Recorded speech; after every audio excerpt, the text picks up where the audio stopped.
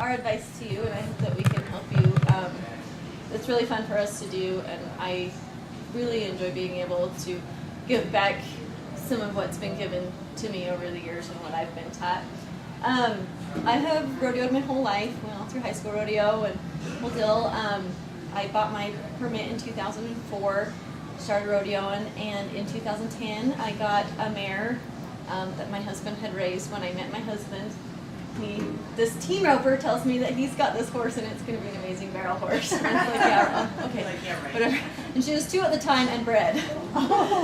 So that turns out, you know, he knew what he was talking about, and so the horse that I run, I know, I just sucked that one up everybody. So the horse that I run, Zoe, she was born and raised with my husband, and we've done everything with her, which I really take a lot of pride in, the fact that our success has all come from what we've done with her. So 2010 was when I first started running her, and that year I went to Pendleton on her. My husband dared me to enter Pendleton. I'm sure you've seen Pendleton. So he dared me to enter Pendleton. It was the 100th year, and we went up there and we won it. So like that was the coolest thing ever. I love Pendleton's rodeo. It was the coolest thing ever to win it. Our first year there and the 100th anniversary, but then it shot us up in the world standings to get qualified for Houston that following spring, and I was working full time at the time, and so I sent Zoe down to Texas with a friend of mine, and I flew in and won Houston, flew out, and went back to work. But that was amazing as well, because that sent us to the NFR that year. So, and that's just the highlight of our career so far, was going to the NFR. Just an amazing experience. And since then, we've just been raising some other horses, getting ready, and Zoe's still running, and just gonna get back here one day. That's me. My name is Sherrylynn Johnson, and yes, I'm the other half of Mike Johnson with the glasses thing that's been there 23 times, double digits. I don't know about that. Boots and the red glasses. Yeah, everybody says. I even had somebody send me an email and said, he's got his glasses on in the box. I see him. Tell him to take his glasses off. I was like, he can't see without them. Are you kidding me? He has partial vision, and I always say I'll always be skinny because you can only see half of me. I'm like, yes. I got lucky.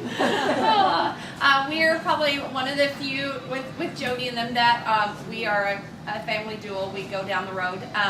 I've made the finals 4 times. My first year was several years ago. I am 48, and we kind of was 1999, and I had a left-handed horse, so I've been through the gate left-handed twice, and I've been through the gate right-handed twice. I've been successful over the years in riding several horses. And so I think that's real important when we're visiting with you about how horses go, and today's topic about how their styles are and what they do. I'm fortunate to be able to say that I have a 4-year-old that, just like Jody, we kind of take pride in that. I rode his grandmother and won the high school nationals on him. I rode his uncle and I won the high school poles. I rode his brother and took him to the NFR when he was 5. I've rode his mother and won the college nationals on her. So he's kind of neat. He's 4, and he probably needs another year, but he's going to be here too when he's 5. So that will kind of be a neat thing for my mom and dad. They train and sell barrel horses, so pretty neat kind of situation for us. And my husband is the director, so we're out here now doing that and working with our sponsors, and so that's kind of a little bit about what I do. So to start off today, we're going to talk about entering and exiting in your turns. Is there anything, do you guys have any questions that you guys would like to start with? Anybody have anything specific in mind? Something with your own particular horse, or? On the second barrel, I tend to start my turn too early, and so I'm having a little trouble judging that. And then I'll either hit it or I'll come out wide. So the thing about slicing off going into, especially your second barrel, which is probably, I would say, the most common to be crashed. A lot of people will come across there, come off their first barrel, and they get partway across there. You go right. Okay. Okay, yeah, sorry. Well, that's okay. So you're heading across there, and you start anticipating, not trusting, not looking at your spot, So you start anticipating, and you might lift, and then you start to kind of pull, because now that you started to pull, your horse is headed towards that barrel, and things are they just go south from there. The biggest thing you need to do, right up into your spot, into your hole. Like, don't look at your barrel. You don't ever want to look at your barrels, because you want to look where you want to go. If you look at the barrel, you're going to run into the barrel.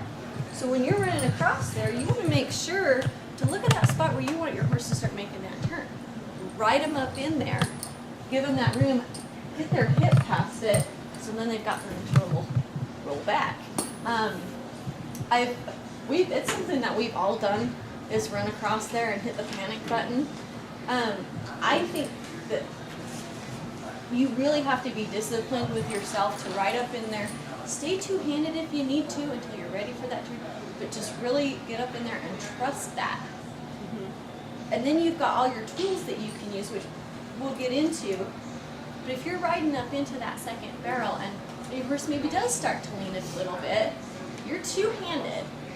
You can put your spur on her a little bit if you need to. You can do a little lift. If you have to, you can do a little outside rein if you need, as a quick fix. But over time, you keep doing something like that, and your horse it's going to become a habit, and then you're going to have a barrel crusher. So I think it's just making sure that you ride up into your spot and trust that horse. Sometimes that could also come from your first barrel. Yeah. And it's kind of like a domino effect. When you touch one goes the other way. So many times we say, I've got the second barrel issue, and when they send us a video, it's a first barrel issue, or even a possible gate start, because one affects the other. We always say that the first barrels are money barrel, doesn't matter if it's left or right, but how you get into that barrel determines how you get out of that barrel. And it really, horses have styles, and there's different styles. Some horses, will push off from the backside of that barrel and come out. Some will actually move over and run across. They kind of pick their poison as to what style that they go. Some cross in the middle. So you kind of have to go with that horse, but how you get into the first and how you leave that alley, and I'm gonna ask you some questions. When you leave the alley, let's pretend we're at the national finals and everybody here made it. Okay, we all made it, and we're sitting back there, and we're all sitting back there. No, just kidding. You're calm as a cucumber. No big deal. And when they call your name, and you're gonna start down that alleyway. And you've got to get in there one time before. They allowed you in there 30 minutes for all 15. That means you get a half of a second. No, just kidding. To go around the girls. When you start down that alleyway, how do you know where you're going to go to the first barrel? What do you look at? Third barrel. I'm not to put you on the spot. Just this is a big learning lesson for all of us, because we learn from you too. Okay. And keep in mind, everywhere is going to be different. If you're running up the alley at the Thomas and Mack, you don't see the first barrel. If you're running in an outdoor arena, you're probably going to be able to see that first barrel. So I got a deal for that. Yeah. So quick. So I'm asking you. I'm going to show you how that you can saw that same spot no matter where it's at. Okay? Just go with me a minute. Anybody else? Like, what do you look at? Center of the barrels. Okay. I look about 5 feet from the side. I look at where I want her to raise on my open horse. Your entrance. Yeah. Okay. So, and then I'm trying to do a little bit of an arc. I'm not really straight. I'm going to give you some pointers that'll help you that I think you will take with you for a lifetime. It was taught to me when I was a very little girl. Like at the Thomas and Mack, like she said, there's no cheat there. You can't see where you're going. Here's some cheat for you, okay? Before that event, sometime in that madness, it could be before it ever starts, it could be right before the barrels, it could be any time. Walk up in that alleyway and look at where that stake is. And then look where you think your horse may be, because your horse may need 5 feet, your horse may need 10 feet, your horse may, need none, okay? Find where you want to go, because all of that ground is brown, okay? And so when you're running lickily split down through there, you can't see where your spot's supposed to be, okay? Because you're going super fast this way, right? By the time you go through the alleyway, you're there. So, find where that is. Look at that spot. And, if you're saying, okay, that's my barrel, right here's where I'm supposed to be. Or, no, this is where I'm supposed to be. Wherever it's at, look past it, look all the way down to the end of the arena. find something that doesn't move, okay, not a truck or okay, but like the Beyond Budweiser in the banner, for example, something that you can visualize, okay, that's way ahead of you, because when you're in the back of that alley, you can see the Beyond Budweiser, but you can't see that barrel that's sitting over there. So you know exactly where you're taking that course. So that way, when you leave that alleyway, you're heading to the position for your animal. Because what happens is our heart overtakes us and our brain overtakes us and our mind goes out the window and we start down that alleyway and we're in there before we know it and we're in the wrong spot. And then we start trying to move them or shape them or set them or give it back their face. We do all different things to make that run, which is what we should do. But if we could find that something down that arena that's never going to go anywhere, we'll have our position, which Jody's horse might need one and your horse might need another. But you can't follow the tracks. You can't just go in there blind. You'll know where it's at. And that way, if that barrel is long, you may have a different spot than if that barrel is short. But you want to make sure also, like when you're standing there, walk to the top of the alley to find your spot. You want to also walk to the back of the alley where you are going to be on your horse starting your run and make sure back there you can still see that spot. You don't want to find a spot at the top of the alley that you can't see from the back of the alley. So make sure that it's going to be But you'll always be able to see that. Yeah. Like that banner at the end of the arena, you'll always be able to see it no matter where you're. If you're at the back, the front, the side, be able to see that and know that's where you're headed. It will give you so much. bring you back to where you belong. Yeah. Bring your rein back. Yeah. And kind of hit your reset button because you're all scattered because you're nervous and you're scared and holy crap, you're running at the NFR. It'll just bring you back, bring your brain back, and then you'll be able to remember what you need to do and forget all that. All of that. For every barrel then, like when you That's just your money barrel, right? So it gets your good start. So then your second barrel, because I have so many people say, you know, I couldn't get over for my second, or well, I did that because, and that's all true, but it all starts at this one. And you know, you said, well, when I started, I wasn't in the right spot, and I was trying to, you know, move him over. I was trying to move him over. I was, you know, I was trying to stop him. You know, one bad thing led to everything else not being set up in the room. And whether it's an arena like the Thompson Mack that is so small, or it's a big arena, it still comes at you so fast that you have to be prepared, just that prepared for anything to go wrong. Your muscle memory, you don't have time to think. By the time you think, I should do this, you should have done it a long time ago. Every pattern but Pendleton in our history, other than the old timers like me that went to Kissimmee when it was a +10 pattern, so it was the standard +10, nothing is more than 60 feet to the first row from the timer. It doesn't matter how far it is from the alleyway. The time that you're going to run against is going to be 60 feet or less, and most of the time it's less. That's not very far, guys. That's almost half of the distance of the second row. So it's real important for you to understand. It's not because it's 120 feet at Tucson and we're way back here. It's still just 60 feet that's going to be time. So if you get that right spot and you can get in there, that's going to make the difference in maybe a high dollar check. I'm so sorry. A high dollar check and a bottom check. A quick comment about like Pendleton, how she said when you do have that much time. One crazy thing about Pendleton is it's a red and white barrel against chutes that are every color. The first year I went there in the short round, the year that I won it, I turned the first barrel and I couldn't find the second barrel. I could not see it. But I felt my horse see it. I felt her lock onto it. And she got me there. But it was a lesson learned for me. Luckily, my horse saw it. She knew where she was going and gave me the time to find it.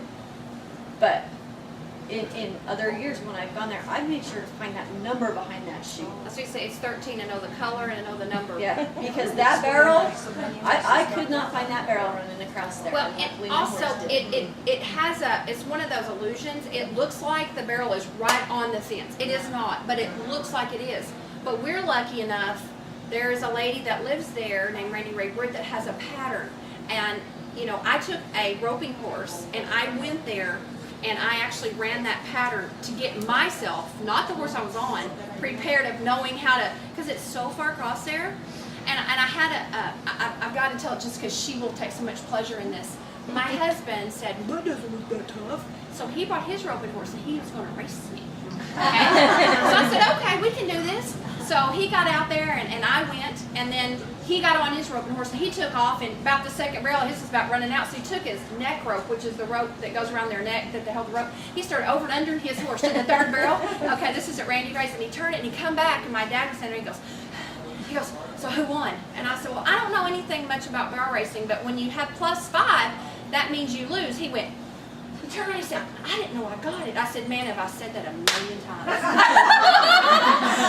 And so he caught the third leaving it, you know. I said, man, I've said that lots too. So, you know, anyway, it put it in perspective, right? Yeah. But that place, like she said, is unique. But it's also unique where you go. Each and every different Oh my arena, gosh. yeah. Think about It's some going to be weird different. places you've been.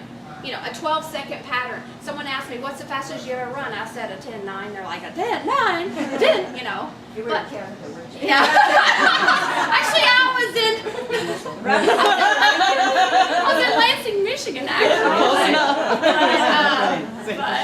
Yeah, and then you go to Pendleton, and she goes like, you know, 27 or 28, somebody's going to go like, huh? We're walking? And you're a pro. Yeah, right. State barrel racing. Yeah. So, you know, it has a lot to do with the, and the ground changes from one day to the next. You'll hear someone say, well, you won that with a 14.5, well, I run it with 14.0. Well, maybe that 14.0 day ground was different. Maybe it was watered, maybe it was packed. You know, it's that day against yourself and not against everybody else. And you can drive yourself absolutely crazy saying, okay, well last year most of the checks were won out of this purse, so that's where I wanted. And then you enter that way, and it's not even close. You just need to enter for what, you know, do what's best. Whether it's entering, running, feeding, whatever it is, you need to do what's best for you and your horse. You can always take and learn from other people and watch what they do, but don't get so wrapped up in what everybody else does that you forget how you got where you are and what works for you and your horse, because it's all different. Everybody does everything different. You can always take a little from each person and create your own program, but don't forget what works for you guys. Was there some more questions about barrels going in, coming out, or barrels in general? I have a question. My horse, when we're coming into our first, he always takes one extra step up. Doesn't matter. It doesn't seem like it matters anyways. Whether I go slow or I kick him all the way in there, he always wants to take that one extra step. What's something that I can do to? What's a drill or something that I could do to? Okay, I want to tell you this before you try to start to change that.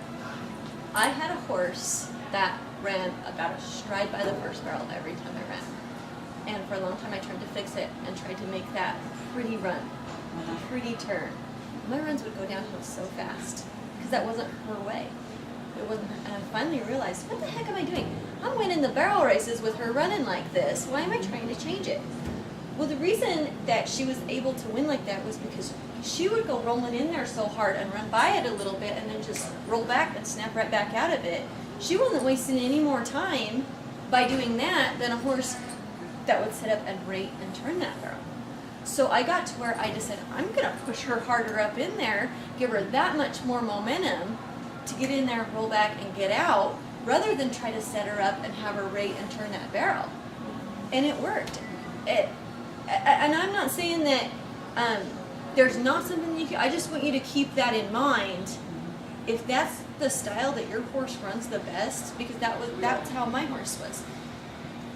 The harder I pushed her in there, it's okay if she runs by half a stride or a stride, because she was going fast enough and kept going fast enough to make up that time that the other horses would slow down and rate that we were right with them. It's just more of a rollback on the first one. Yeah. Turn. Yeah, and so I just want you to keep that in mind. Like, there's definitely some things that you can do if you feel like you want to tweak that and reel her in a little bit, but just keep that in mind, because that was a huge lesson to me. Don't try to change her way. Work with it and help her. And with it. possibly pick arenas that is awesome, because a deeper arena has ruts, and you get into that, it's going to hang you up, but that tighter ground, you should excel on. That's what I was You're gonna say. gonna stay on Harder, the outside of smaller those. ground, he does way better on. So I learned a lesson when I first came out here from a little bitty young girl that made the NFR, but she was a lot smarter than this older lady. And she said, quality, not quantity. And I thought, at first I thought she meant not to go to as many rodeos. And that's not what she meant at all. She meant if there was a rodeo that added $5,000, but it didn't fit my horse, don't go to it. Go to the one that added 500 that did fit my horse. Because I went at the one that had the 500 added, but I wouldn't place at the 5,000. I went there because it added 5,000. Go where your horse excels. So based on what Jody just told you and what you told her, go where. Yes, yes. That way you don't get frustrated at those other places, right? Because if you're 10th out on the ground, you're really first out on the ground because nobody's been out there. Right. Everybody else is closer to the barrel. You're really first out on there. And And it which seems works like the best for your trashier the horse. ground, the better he works. Right. That's the style of the horse. That's rodeo horse. Yeah. Good question. Okay. Anybody else? What kind of You issues? can come on up here with us too. Sounds good. What kind of issues are anybody else? Yes. Have you ever had to deal with like a horse that ducks? That ducks? Ducks, yeah. Yes, that would be my one that ran by the first barrel. I've never actually had that privilege yet, but I know a lot of people that have, and everybody deals with it a little different. Is the horse young, and has he done it a lot, or does he do it certain times, or tell us a little bit more. Um, I mean, older, for me, already like seasoned, just started talking. just started out of the Was clear winning blue. and then just started talking. She took him to chiropractors, all this, that, everybody, A to Z, checked his ears, eyes. I feel like the biggest part of that, learning from my horse, I learned how to cheat my horse through it, which is not good, but it worked for her. She was like 17, 18 at Yeah. the time. It worked for her. But looking back on that, I think that ducking, the biggest problem with ducking is your horse is not getting off your hand and your foot. Enough what? I know. Not getting off your hand and your foot. Anytime you step on your horse, you want to go through your checkpoints to make sure you've got all your parts working. You want to make sure they're going to get off your foot when you ask, they're going to get off your hand when you ask, you're going to respond in every way that you ask. Because if you don't have that then, you're not going to have it at a walk or a trot, much less a run, if you don't have it all working as soon as you get on. So that horse is running across there, and you might be lifting, they're not listening. They know what they're doing, they think, they're not listening. So you have to go back, and you've always got to maintain that and make sure that your horse is listening to all of your cues. There could be a numerous amount of reasons why a horse would start ducking, whether they be sore, whether they see something in the arena they don't like. You're signaling that turn, whether you realize it or not. Make sure to film yourself. Watch the runs where the horse doesn't duck compared to the runs that do duck, and see if you can find something in there that whether you're doing, whether it's something about that setup. You can go through all the soreness checks and the teeth and the saddle and all that kind of stuff. But I think generally it's a matter of your horse not responding to your cues or your miscuing him. It's a One of the things that I would tell you that you could do to try to alleviate some of that for you, many times it's not finishing the barrel prior to that barrel, getting over. And this may sound unique to you, but if we were, like if, not a drawer, by the way, barrel racer, just so you know that. Okay. If this is what, I have a girl that just bought a super nice horse, but because of her miscuing, she's ducked it twice, okay? When she doesn't duck it, she's winning. So one of the things I need for her to understand is that she feels like it won't, okay? Because that's part of, you get prepared for it, as she said, going to your barrel. So this is what I have her do. The horse goes left, okay? Once she turns this barrel, instead of going across here like you would normally go, I have her go down here and turns this barrel as if it's her second barrel. That does a couple of things. It over finishes this barrel, and she's running the same amount of space to this one as she is this one, and have her come home. I have her do that 2 or 3 times, even like at a fast load. Turn this one like you normally would, and leave out here, and just turn this one as it's this barrel here. You're only turning 2 barrels. And then you'll get confidence that you can actually get over again. then send that horse across here and see if you can get that horse. You've Because sometimes it's exaggerated. mind over matter. Not always, but sometimes if you get in a funk, it's like that. But if you'll turn this barrel, and then, so if it was a right-handed turn and you were coming around this barrel, and this is the one that you're ducking, come down here and turn that one as if it's a second barrel. Just the thought process, because we're trying to give you ideas, right? But it's that you on again. tape, right? It's everything that Jody was telling you. When you miscue your horse, you get them into that too, and then you start to thinking, oh my gosh, is he gonna duck? Well, then you let him. You allow him to do that same thing again. That can be the most frustrating thing because, like, with my horse when she would duck, I'd go in the arena and I would have no idea if we were going to even complete the course. I just wanted to get a time, and I didn't know if that was going to happen. And that's the most frustrating thing. I would rather be in the bottom of the 4D and at least complete the task and get a time than have something like that happen. It can be the most frustrating thing, and then it starts getting in your head, and you start second guessing yourself. The very first year that I went to Denver, like, that was the biggest rodeo I'd gone to up to that point was Denver, and so I'm pretty nervous as it is, and I run my horse across there, and I'm pretty sure she's not gonna duck. Like, I think I got her. I think we're gonna make it, and the last second she ducks. Guess what Jody does? 10,000 people lands on her butt because the horse ducked. So that just blows my confidence because what's gonna happen when I turn my horse loose in that alley now? And that's a terrible feeling. I want to be in control of every single move in that run. I'm the boss. I'm the driver. That all falls back to making sure all your parts work. So one quick thing that you can do too is kind of a little drill to make sure. And on her behalf, Denver is caught, and it is extremely hard to get over for the second barrel to begin with. So that might have played in a little bit to her situation too, because if that's your first place you ever go and you come from corner and you have to, a lefty, you get over, you're like, oh, the barrel, you got way over if you're a lefty. But a righty, it's you got to really. That is another thing to keep in mind is you might be running straight through the gate. They might set up the pattern so that it's centered to the alley, but in comparison to that arena, it's totally cockeyed, and that will throw you off. You always want to make sure, go out there and look at your stakes. Look how that pattern's set, because it might not even be the same as the year before. They might change something up, and you don't know it, and then you're running across to the second barrel, and the second barrel's down there, but you're up here because you didn't pay attention to that. When you come across, you can take her, work your first barrel however it is that you want. Exaggerate that finish on your first barrel, just like she said on your second barrel. You can take them. So if I come up to my first barrel and I entered my first barrel and I'm coming around it, when I get here and my second barrel's there, when I get here and my horse's butt is just far enough back, I'm going to exaggerate that. Make sure my horse is getting off my hand and my foot. And if she's not, then I'm going to fix it right there. First thing, because I don't want to have to fix it down there when I'm already in panic mode because my horse is leaning on me and I think she's going to duck. I want to fix it right here and be confident running across that and that she's not going to duck. So right there, make sure that she's getting off your hand and off your foot.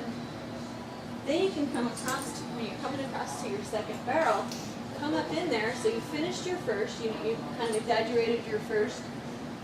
Then you can do a little bit of tuning, whether it be at home or a time only. Whether it be at home or a time only, you want to do a quick schooling or something like that for a big barrel race. So you come around your first, when you're clear, you're going to exaggerate that finish.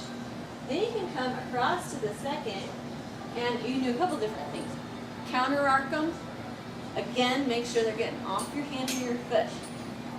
You can get them off that. You can do a couple counter arc circles if you want. Just do the bent, however much you feel like you need to do. And then you can either go around that barrel if you want, or take them completely away from that barrel. Counter arc them off that barrel, and then just go up to your third barrel. You want to make them want to turn that second barrel. They already think they're going to get it. They already think that's what's always going to happen is I'm going to turn that second barrel. Not if you take it away. Not if you take that option away from them. It's just like if a horse wants to go back to the barn.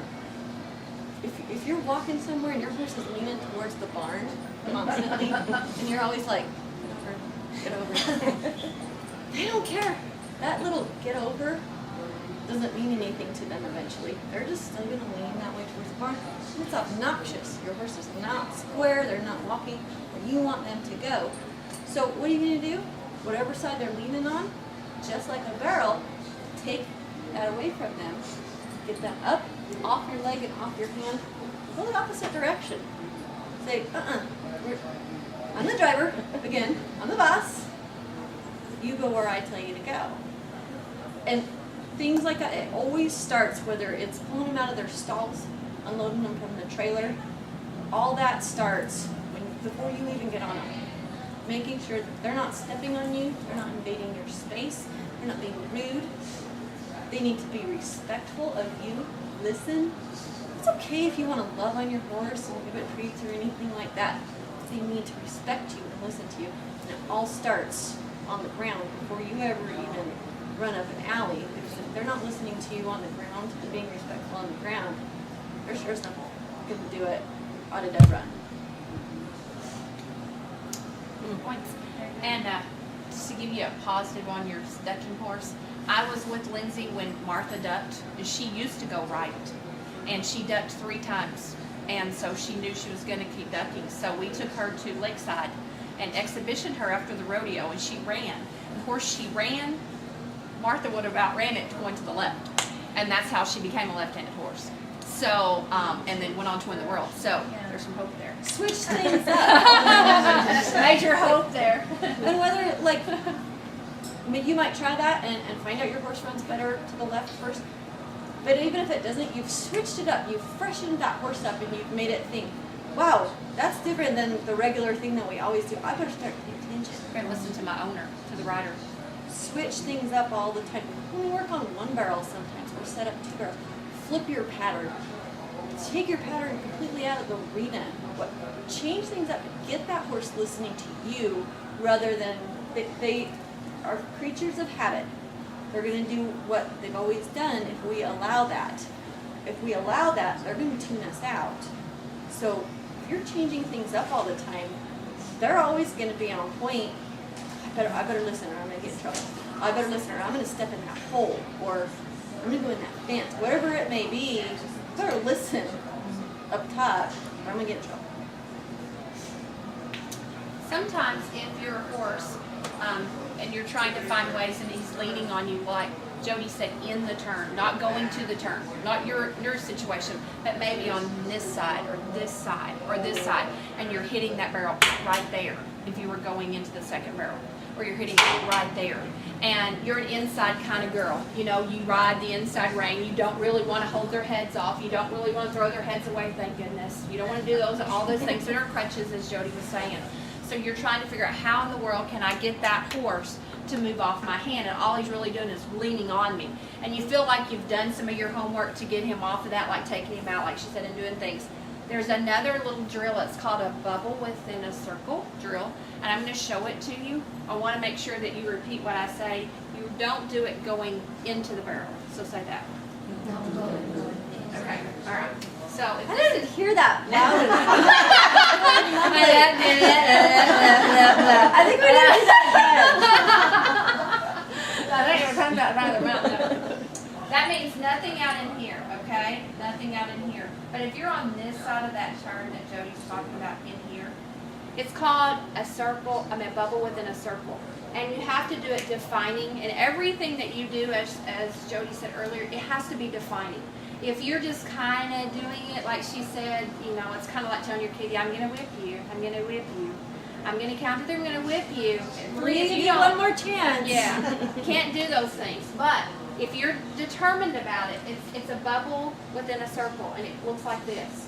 When you get to say, this is the point where my horse is actually trying to hit the barrel. When I get to that point, I'm going to turn my horse one time, take it around the barrel, and then leave. Okay? So this is what it looks like. It works. Okay? You want to do it with maybe a plastic barrel or a pop-up barrel in case you were to hit it, because you don't care if you hit the barrel. That's not the point. You want to do it at the point where that horse is cheating you. Okay? And you've tried everything else and nothing seems to work. When you get, say, if this is the point in which that horse is doing one of those things, okay? Right here, immediate, direct, and quick. I'm going to take his nose right here. His butt may hit the barrel. That's why I'm saying if it was a plastic or pop-up. turn him once. Only go around the barrel one time. How many times? Once. Go around that barrel. Let me tell you what that does. That moves that whole body, when he gets right here, away. It is amazing. If he's really a bad cheater, then he'll move it from right here to right here. He'll find a new spot. You just turn one right there. Then take just one around that barrel. The second time that you do that, you will be so shocked. And the reason I say this is a cool deal, because in a run, you're doing it from the inside. So you want him to move away from that hand. So you're showing him, that's not what I want. I don't want you to hit the barrel. If you're going to hit it, I'm going to turn you into it. So you turn him hard and you turn him fast. It's deliberate. It moves his whole body. It just gives a whole arc to that body. Teaching him to create his own space. It's phenomenal. But What speed do you do that at? you would do that at the speed in which he does that to you. So if he doesn't do it at a walk or trot, it's not going to do you any good. So this is a correction, okay, to the problem that happens along the way. You can't do it here because that will cause your ducking situation. So you have to be in that turn. But many times, you know, we try everything and we just can't figure out what to do and we get frustrated. It's a super drill on that horse that really gets on you and really leans on you and starts to cheat in the same spot every time. And you've kicked him through it, and you've rode him through it, and you've rode him off. You've done all the things that you think you should do. You have to do something that shocks them. That says, hey, I mean it. Keep in mind, like, okay, Walmart. This is my friend Lori. Our significant others love to tell this little story. Okay. Everybody's been in Walmart, right? And they've seen that mom that's got 4 or 5 kids hanging on the basket, and they're being whining and crying and obnoxious. And one kid's like, I want a candy bar. No, you're not gonna get a candy bar. I want a candy bar. I want a candy bar. No, no, no. Well, that kid doesn't understand no because mom never meant it when she said no. So, okay, fine. Just to shut the kid up and get through her shopping trip. She gets a candy bar. Okay, but then she's got 3 or 4 other kids. I want a candy bar. I want a candy bar. And it just goes on, and pretty soon mom's completely lost control of her kids, right? They know that if they beg and they whine, they're going to get whatever they want. Mom doesn't mean it when she says it. So she's completely lost control. It's just that same exact way with a horse. It needs to be black and white with a horse. Horses don't understand pretend situations. They don't understand pretend. You have to put them, you have to simulate that real setup. Just like Sherrylynn said, you do it at the speed that they do it to you. And whether you gotta put your cowboy hat on and your boots and pretend that you're at the rodeo, whatever it may be, to make that horse think that it is real, do that. Because you're not dealing with a kid that's not gonna hurt you. You're dealing with a 1,000-pound animal that can hurt you. It might not be intentionally. You have to have them under control. You have to be able, they need to know that when you say something or do something, they need to do it. And you're not messing around because they can hurt you, whether it be intentional or not. So you don't want to lose control of your kids in Walmart and annoy all the other shoppers. And you don't want to annoy everybody else at the barrel race and the rodeo because your horse is rude. And you don't want to endanger yourself or anybody else because your horse is rude and not listening. When you say something or do something with your horse, you have to mean it. They have to know that. And I'm not saying that you got to be mean and you got to beat them or anything like that. You just need to be firm and mean, lady. And you're tiny. Be very attentive to be ahead of them. If you know your horse is going to do something right at that barrel, you need to have your plan for what you're going to do so that as soon as that horse, you can nip it in the bud. Because after the fact, they don't associate it after the fact with whatever they did wrong. It's got to be right now. So you have to be very attentive of your timing and deliberate in doing it. And if you get a new horse, or if you're trying something new, don't take that horse to the place where all your friends are. Okay? And because everybody knows, that horse over there. You know, I just paid $50,000 dealership. I mean, that is undue pressure. Trust me, that's not going to go good. Okay, go to the Gymkhana or the Play Day, 50 miles away, where no one knows who you are. You know, and on and some yeah, and you get confidence in yourself. So when you come back up there, I'm bad. You know what I'm saying? So that way you have that feel, because you and your children, that is the toughest thing. I see it over and over and over again. Every kid, mom and dad will buy them a really, really nice horse, and they'll take them. They can't wait to go and show their friends how good they are. And you're setting that child up for failure. Not that they can't be good, and not that they can't win, but give them a little confidence to learn that horse and their nerves and all the things that go with it. So that way when they do get there, you know, and we can be little kids too. You know what I'm saying? You know, if we have a problem that's going on, we want to try something, and it might just go really, really bad, you know, let's go somewhere where we really, really don't care. And that way we have that ability to do it. And if it's an exhibition or a time only, I don't know which direction we're in here, have to get all those in, or a knock, no. then you know, you want to go and do that, like she said, with everything. I mean, warm them up the same way, get off and gird them like you do, act like it is the run with the big money, or else it does you no good. Because my guess is at home it's working, but when you go somewhere it doesn't. And you don't know what works at home. Is it because of that pen? Probably not. It's the way in which you do yourself. So you've got to try those things, because that's how you get to the next level. You know, the 5Ds, I am not a 5D person, I will tell you. I don't like them at all. But they're awesome for our industry, because they give us the opportunity to take that young horse or take a newly person that's running barrels and move forward. It's the most awesome thing ever, because it gives us that chance to move up and gain speed and gain things and do. And then when you get up there, then you're there. You know, I don't think there'd be near as many good barrel horses saved if we didn't have the 5D, because there are truly some really nice barrel horses that we would just kick to the curb because we didn't use them, or those young horses would have blown their minds because we didn't give them the opportunity or the time to get there. And with the you know, 4D or 5D, whatever, Yes. you still have the opportunity to earn some money along the way. You're not just going and throwing your money in the pot knowing you're not going to get anything out of it. Like if you enter a rodeo on your colt, you're probably giving your money to everybody else. At a barrel race, like, you have a chance to get that back. So it is great for horses, riders of all ages, levels, everything. But always remember too, like we talked about yesterday, you're competing against yourself. Set goals for yourself. Don't worry about what everybody else is doing. It doesn't matter who bought what horse, where it came from, who trained it, how much money they have, what kind of trainer they haul their horse in. It doesn't matter. What matters is your program and what you do. Set your own goals, and you'll reach them. If you set them along the way, this is what I'm going to work on. Just one thing I'm going to work on. So the next time I can have that out of the way, it's already going to work. I can work on this thing. I want to shave a 10th off tonight. But that's my goal. I want to have a 10th off this week. And set those, and pretty soon, like, you're going to be there. Do it for yourself. Compete against yourself. And you don't have to worry about what everybody else is doing, because it doesn't matter. and make sure that she told you, a while ago we were talking about videos. Get those good runs. I don't care if they're in the practice arena. I don't care if they're for $5. You get those good runs, and those are the runs you watch. You watch them over and over and over again, because those build you confidence, and those remind you how to do it the right way. Okay? Focus on the positive.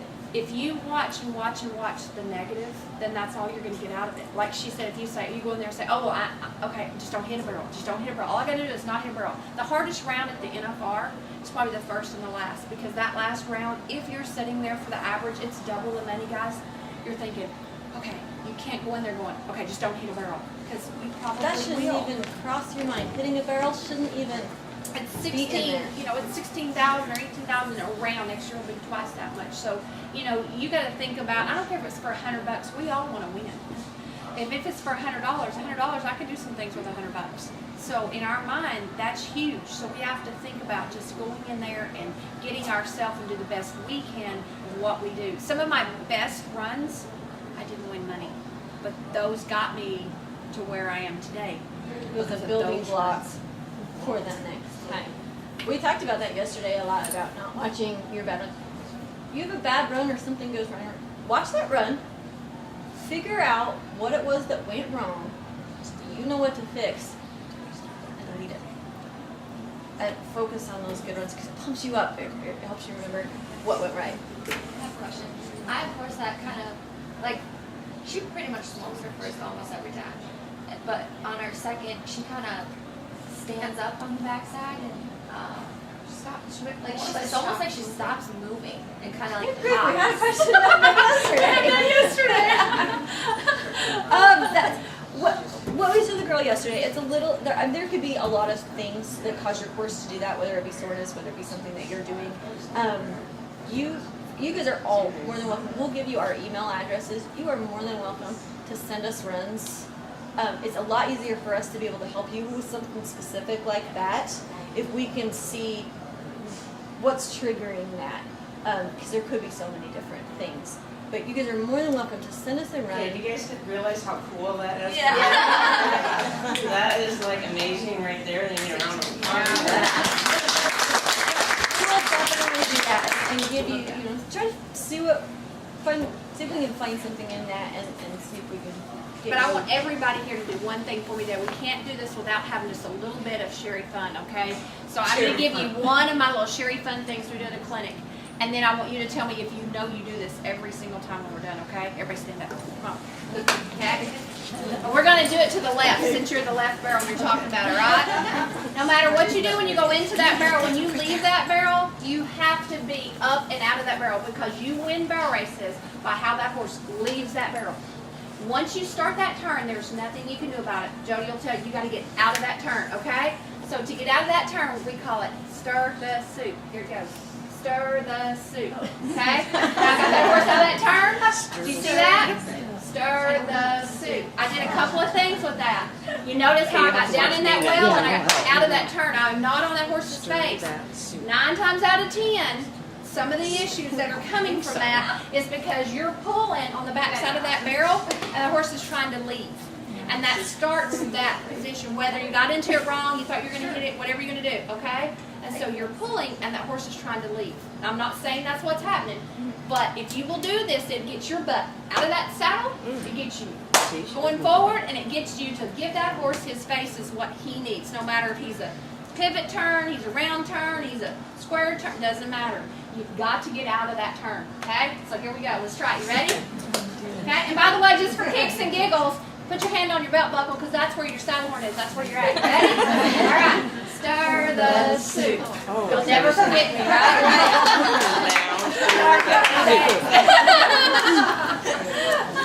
Now, when you leave the barrel, can you tell? Are you always doing that? Probably not always. You need to make sure at the apex of that turn that you are in go position so that your horse knows to get out of there. But if you're not prepared, if you're behind in that turn, then you're going to be back here. When that horse does leave, then you got this going on, and you're all the way back here, and your horse is trying to leave, and so then they're confused. They don't want to, so then they stall out. You need to be ahead of that horse, and you need to be in go position. Should we do the barrel? Yesterday I did this, and Jody is loving my little drill on the barrel. Okay. She's loving it. How many people, like, this is such a huge thing for me, and I learned this from Sherrylynn yesterday. I never even thought of this before. Everybody thinks they're all balanced in their turns, and they're not leaning this way or that way. But if you want to know how balanced you really are,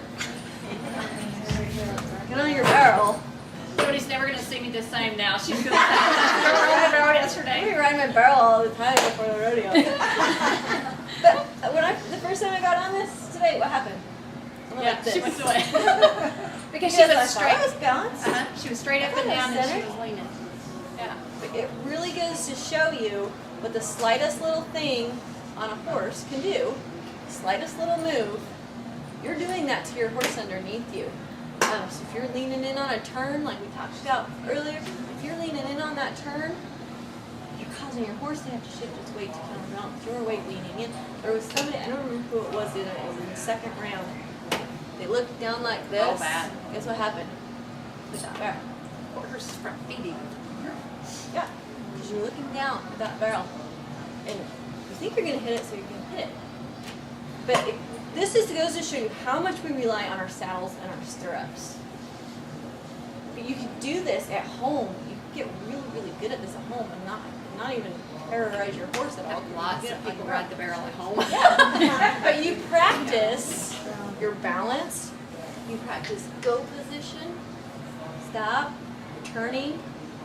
And if you can do all of that without falling off your barrel, it'll help your muscles tone your, it's like Pilates. Yeah, that's what Leila once said, man, you're getting us in shape. Think about it when you're sitting in your seat there, just when you ride your horse, you don't even have to tell me. And find your pinky toe, yeah, that's the little bitty one. And then find your big toe. And if you push in on your big toe while you're standing there or sitting, and you were just to push, do you see how this tightens? That tightens? You can see it on me like, okay, I'm pushing on my big toe. Do you see this right See there? that? But if I push on my pinky toe, do you see what that does? It opens me up. So now my horse has that ability to move in that turn. So if we're toes down, toes in, we're clamping and we're stopping our horse. We're signaling our horse to stop or slow down. We're clamping on rather than open up, go, let's run. You open up. Whether it be the slightest amount or a lot. So what I learned, I'm going to go ride a barrel and I'm going to stir the soup. Okay, those are crazy people. The Pillsbury Doughboy. Show them that. Do I? The Pillsbury Doughboy? Oh, the other thing is there's so many different ways that you sit on a saddle, but I have found over the years, most people that are sitting improperly are sitting on their pockets up here, okay? And you really don't want to do that. You want to be able to sit in your core, okay? And so, yeah, let's use Jody, the little skinny one. We're going to use her. But inside your body here, you want to make sure that your body isn't actually, see, she's not sitting on the top of those pockets. But if you're sitting on the top of those pockets, then your feet are going to go that, and then when she leans forward, then that's what happens. See that motion? Because she's sitting on the wrong part of her body. So I always tell everybody it's easy. Just find your belly button. Yeah, find it in there somewhere. Okay? And then I always like shrunk because I have so many of my equestrian women that are real stiff and I can't get them to get down in the well, okay, to turn the barrel. So they turn the barrel like this. So I always say kind of shrug your shoulders and so just push in and you got to have the sound. And it just makes you go down. And it doesn't really work without the sound. Like you can see, so when you do that, I'm sitting down. I got everything right here in my pockets, sitting down in my seat. But I'm also ready to get back up there and get forward. I'm not clear back here. Right. Because I think I'm sitting, and I think that's right. It's not. It's just. It doesn't need to be nearly as big of a move as people think. You're just sinking everything down in there, but having it ready. Watch the Get back girls out. tonight come through the alleyway. To keep that horse relaxed, watch how they're hunkered over and they're walking in that alleyway. Watch their body. You'll see what we're talking about. You don't see them from back here, right? Just keep them, you see them here. They're down in that horse. I mean, I know Sherry is tall, but she too, you'll see her. I mean, you can tell when she sits on that horse, she's square, her core is straight down. You don't see her back like this. Sherry's probably the best example because Stingray's about the size of Zoe, And she's this tall. And Sherry's even taller than I am.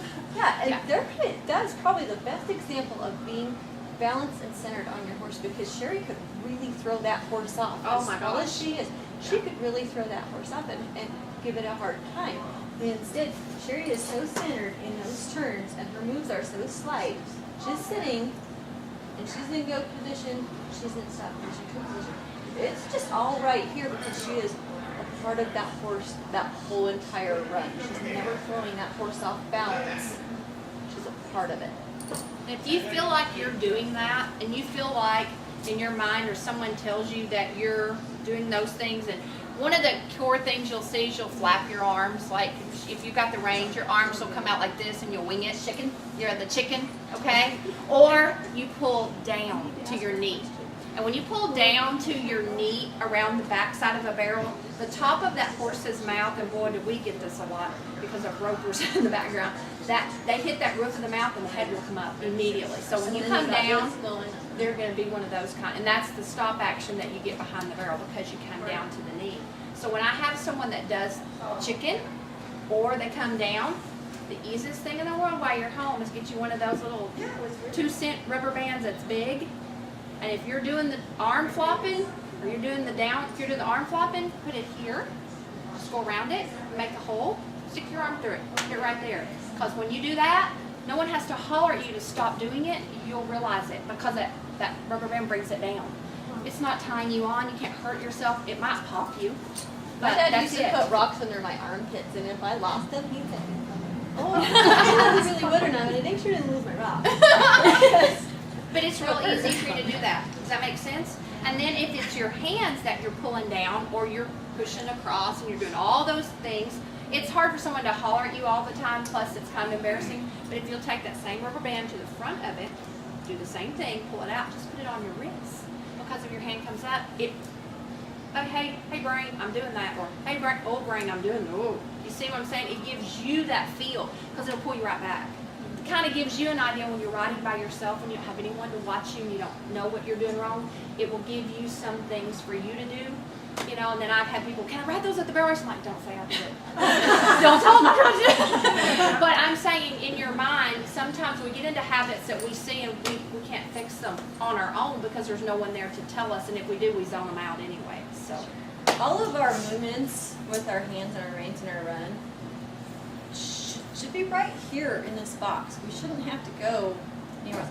When you're riding or tuning or doing something specific, you can get outside that box. But in that run, you shouldn't be all over. Again, watch Sherry's hands too.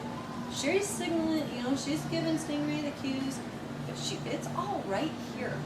She's never out here doing any of this kind of stuff. Everything is right here in this box. So have your imaginary box and don't get outside. do like this. Do like this. Put your hands right here so you can't hear me. That's your box. Always. Never different. Okay, remember we're that. getting close to 2 o'clock, so any last questions? As soon as we're done, we're gonna have everybody go inside and we'll get pictures and autographs and one last question there if you want. Like I said, you guys are more than welcome to send us some runs or ask us questions. We'll give you our contact information. But we really enjoy being able to help. We've had so much help along the way that it's really nice for us to be able to help And we couldn't do this if it wasn't for these people.